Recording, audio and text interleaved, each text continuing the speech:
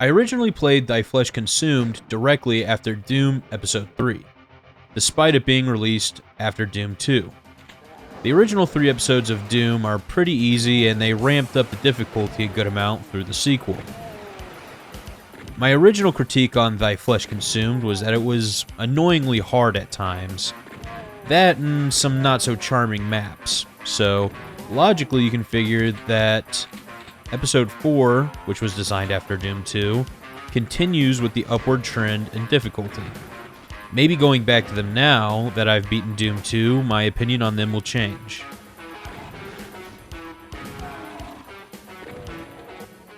Mission 1, Hell Beneath. This stage starts off with a barrage of shotgunners, and before, I already appreciated this, but thought it was pretty difficult. Now I find it a more comfortable level of challenge. People often criticize it for just being hit-scan hell, but first, that's not entirely bad. It's a mechanical challenge for you to overcome, but it's also got good resource management to it. You gotta play very carefully to not die, especially on higher difficulties, because there's not that much healing. So, not only is it hard, it has resource management with ammo, and you have to play carefully. I really enjoy it. I did complain about the Baron before, and thought maybe having a couple Hell Knights instead of just one Baron would have been better, but honestly, I like it the way it is. And people say that, well, there's 5 Barons in this map and you don't have the ammunition required to kill them. Well, you do, and also 4 of those Barons are optional, so really you only have 1 Baron to deal with. Mission 2, Perfect Hatred. Before I docked points for this stage due to excessive Baron spam, but honestly, it's not that bad. Yeah, there's a bunch of them, but you can deal with them, especially if you grab the BFG or Plasma Rifle. These stages are still fairly hard after Doom 2, but it's a lot more enjoyable now, I'd say. Before, it was mainly just frustrating. Now, I appreciate the challenge.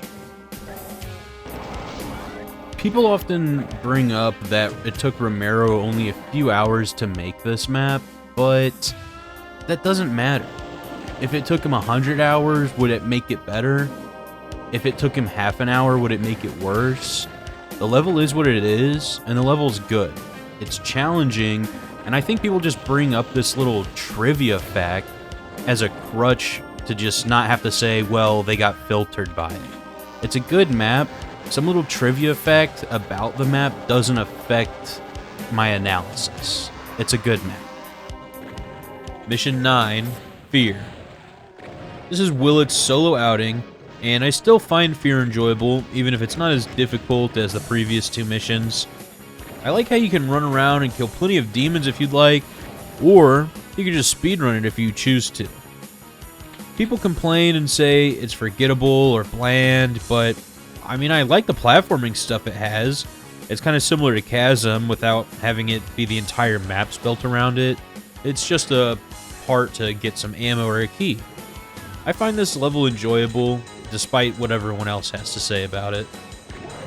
Mission 3, Sever the Wicked, doesn't hold up the difficulty like Missions 1 and 2 did, but it'll just kind of throw you in the middle of dozens of hit scanners and pinks to kind of simulate difficulty. The wooden floors and walls are kind of bland to look at, since they are the same thing. Perfect Hatred did the wooden wall aesthetic way better, having the floor be a different texture. Having them be the same wooden brown slop is kind of ugly to look at. But that aside, the level is still fun enough to run through. I just wish they would have went for a more appealing aesthetic. Mission 4, Unruly Evil, is honestly a bit too short, and I'm the kind of guy that really likes the dense, compact, shorter Doom levels. All it needs is if the current exit was instead a doorway to an arena to fight some tougher enemies for a second, like a Baron and a few pinks, maybe some Cacos. It would give this stage a nice ending, and it could honestly be an S tier mission. But with how short and kind of uneventful it is, it honestly has to stay B tier. I don't enjoy it any more or any less after Doom 2. It just still stands out as the short one that's too easy, especially when compared to other missions. Mission 5, They Will Repent, was developed by Willits and Chazer. I liked this stage before, and I enjoy it even more now. The aesthetic isn't anything remarkably special, but it is nice difficulty, not too easy like the previous few stages. It could be a bit harder like Mission 1 and 2, but it's still very enjoyable regardless. I also appreciate the chasm-type BFG platforming little section towards the end. It's not required, but hey, if you want the BFG, here's a little challenge for you to do. Mission 6, Against the Wickedly, is the second Romero map in this episode, and so of course it's a good map, definitely in the top 4 of this episode. This stage can be a bit of maze the first time through, and it puts up a fair challenge, almost on par with missions 1 and 2 of this episode. Almost. I didn't mind the damage floors too much. They're kind of just like a health check in between room challenges, and they'll wear you down some before that end of stage Cyber Demon encounter. That said, I do think that there is something more interesting they could have done with it instead, like maybe some difficult platforming, one that would make Doom 2's The Chasm blush. This mission stands out as one of the better ones, aside from Hell Beneath and Perfect Hatred. Mission 7, And Hell Followed, is Dr. Sleep's entry for this level pack, and before I wrote it off as just kind of being generic due to the wood fort aesthetic, but honestly, the stage has some nice exploration and good challenge to it, and that final area has been more memorable for me since a few weeks ago when I played this last. People kind of don't really give it the credit that it's worth, but I really enjoy it, and I've come to enjoy it more this time through.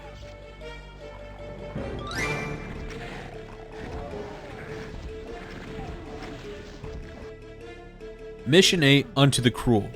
Still, I love this stage. No spoilers, S tier. The map has a nice amount of challenge to it. I don't care if it gives you more than enough ammo and power-ups, making you really overpowered. It's a fun stage, and no boss in Doom 1 was ever hard whatsoever. So, at least this one's fun, and the level leading up to the boss has some good challenge to it, especially on your first run since you don't really know where all those OP power-ups are or the BFG that's hiding in the boss arena. And if you've made it this far, you've beaten everything difficult prior, so you deserve a fun map where you're overpowered just to kick some demon ass. In conclusion, I enjoyed Doom 1 despite it being a bit easy. This 4th episode is a massive step up in difficulty from the first 3, but I'd say that parts of this are even harder than anything Doom 2 has to offer at times. Anyone that says, oh, this is a massive difficulty spike, keep in mind that you're thinking of this through the lens of playing it after Episode 3, when it was intended to be played after beating Doom 2, in which case, the difficulty curve is actually pretty fair. I liked this episode a bit, but found it more frustrating than anything at times. Now, after replaying it, I've only grown to enjoy it more. Also, another thing I'd like to note, you don't really see yourself missing out on those monster types from Doom 2. Not because they're bad, I love the Doom 2 additions to the roster, but this episode finds ways around the limitations while still providing difficulty. Aside from Mission 4, that is. That one's still way too easy. The only thing I find myself really missing out on is the Super Shotgun.